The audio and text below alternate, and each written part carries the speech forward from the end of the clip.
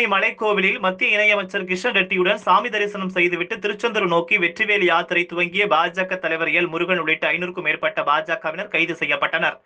தமிழக அரசின் உத்தரவை மீறி வெற்றிவேல் யாத்திரையை பாரதிய ஜனதா கட்சியின் தமிழக தலைவர் எல் முருகன் திருத்தணி முருகன் கோவிலிலிருந்து கட்சி தொண்டர்கள் புடைசூழ துவங்கினார். திருத்தணி மலைக்கோவிலிலிருந்து பிரச்சார வாகனத்தில் பேரணியாக வந்து கீழே இறங்கி தற்போது பைபாஸ் சாலையில் கட்சியினரிடையே பேசியபடி யாத்திரையை தொடர்ந்து அங்கிருந்து செங்குன்றம் புழல் வழியாக வெற்றிவேல் யாத்திரை மேற்கொண்டு அறுபடை வீடுகளில் பிரச்சாரம் மேற்கொள்ள இருந்த நிலையில் மேல் திருத்தணியிலிருந்து வேல் யாத்திரை பேரணியாக கட்சி தொண்டர்களுடன் வந்தபோது அவரை காவல்துறையினர் திருத்தணி பைபாஸ் சாலையில் வைத்து தடுத்து கைது செய்தனர்.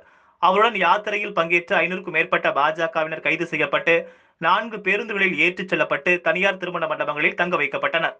அதேபோன்று வேல் யாத்திரையில் பங்கேற்ற சென்னையிலிருந்து வாகனங்களில் வந்த பாஜகவினர் செங்குன்றம் மற்றும் தாமரைப்பாக்கத்தில் வைத்து 11 பேர் கைது செய்யப்பட்டு தனியார் மண்டபத்தில் தங்க வைக்கப்பட்டனர்.